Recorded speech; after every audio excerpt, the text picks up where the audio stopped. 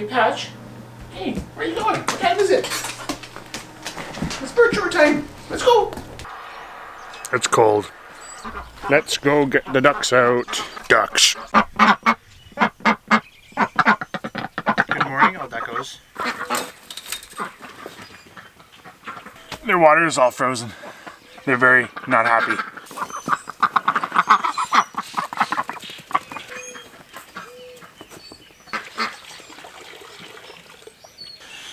Two duck eggs for the morning.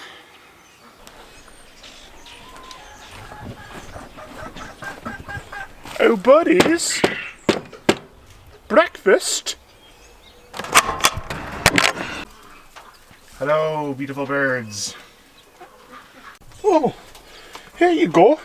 Here's your breakfast. Some fodder for you. Some fodder over here.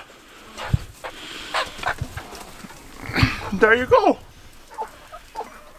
Link, is it breakfast time? So this is a part of our morning chores that you don't typically get to see. We have to feed the cats. Unlike the dogs, they eat twice a day, whereas the dogs only eat once. And then we have to take care of the baby quail upstairs and get the greenhouse also watered. The greenhouse watered and make sure that everything is going well in there. These containers are 1 day's worth of food for the cats because it lets us put more food in the freezer and prep more food at a time. I prep 30 days for the cats, and this makes it fit better. So they get roughly half in the morning and roughly half at night. And they occasionally, because this is all ground, so they occasionally will get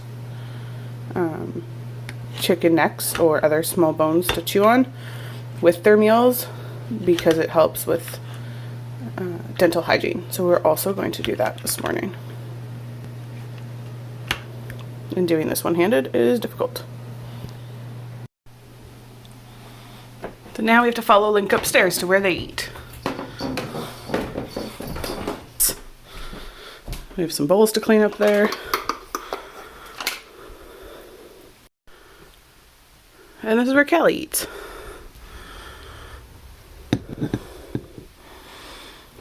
Now we have to go check on babies. So this morning we have to get them water, although it looks like they might still have water, and food, and then give them some more shavings and hope that they all stay in while we do all that.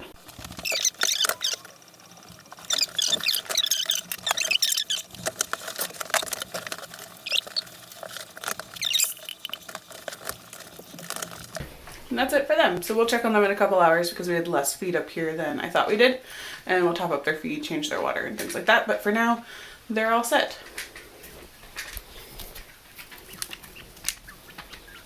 They almost look like full-sized quail now.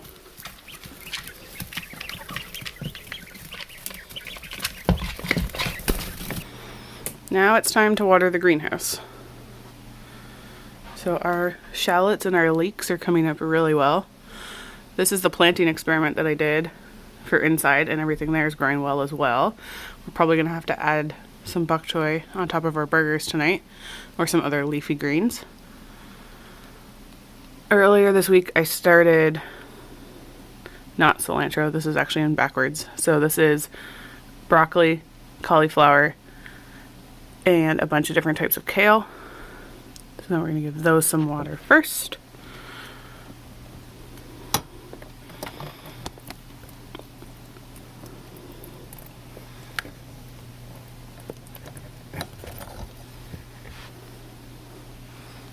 And our second round of leeks are starting to pop up. So our, where did our flower go? Flowers are popping up. So this is the planting experiment that I did to see if I could grow greens in the house. They've been in the greenhouse for probably 3 weeks now. I can't really remember. And we need to do some trimming of them. So I'm going to harvest some greens to put in our omelet this morning. So these are all, these two here are seeds from M.I. Gardner. They are, this one here is the stir fry mix and this one is just a salad mix, so I don't totally know what's in them all. And then in the back, this side we have baby bok choy, and that's from Baker Creek.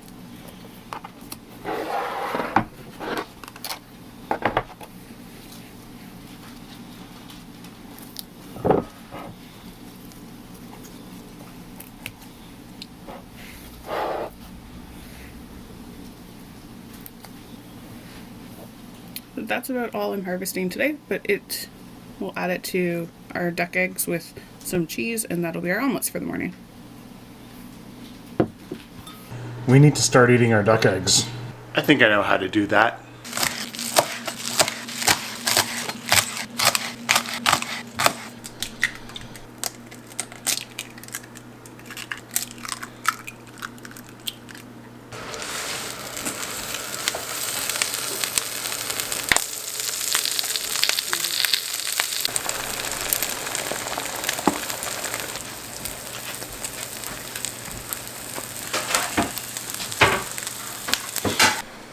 So for breakfast this morning, we are having eggs from our farm, bread that we made ourselves.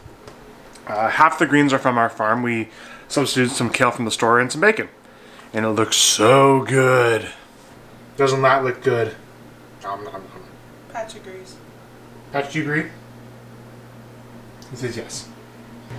We always try to have a whole bunch of treats on hands for the dogs, so let's go over the types of treats that we like to give them.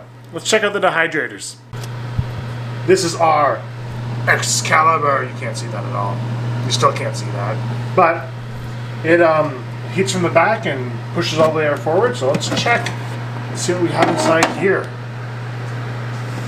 Da, da, da, da. So these are chicken hearts. They love them, and it's one of our favorite treats to prepare for them because it's super easy. Essentially, you just take the container of them and you just plop them right on the tray. That's all you really have to do. There's no more prep, so it's the easiest thing that we do for them. This one is our Nesco, so it heats from the top and fans all the hot air all the way down through those trays. So let's take the top off and see what we have. Nothing! Ha! Tricked you. And more chicken hearts, ha! So I'm also prepping backstrap. We had a giant bag of it that I found when I was cleaning the freezers yesterday. And this is for dog treats as well. So depending on where you get backstrap, like which processor, it can mean two different things. So at the processor we go to, it means the tendon, so backstrap tendon from beef that's along the back spine. If it's deer or other wild game, it will also mean there's like a cut of meat, like a loin, that is called a backstrap. So for us it's tendon, and we like to dehydrate it for the dogs because it makes these really tough chews for them. So it keeps them busy for a little bit. So we don't cut anything off, as you can see, we just dehydrate it all. And then because fat doesn't dehydrate very well, if we're not going to feed them very quickly, which will be the case with these because I have this giant bag of them to cut up today, then we put them in the freezer until we're ready to use them. So you can probably hear dogs whining in the background because we went into the treat drawer and they would like their food. Here, touch. Yes. Touch. Touch. Now wait till we give Patch his. Just wait a second. Hey, buddy. Sit. Good job, Gentle. Thank you.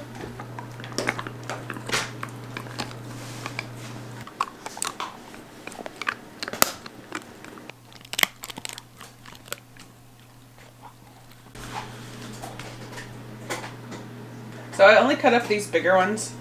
These sizes we kind of leave them as is because it takes the dogs longer to get through them. And they're kind of hard to get through, so having a really sharp knife is important.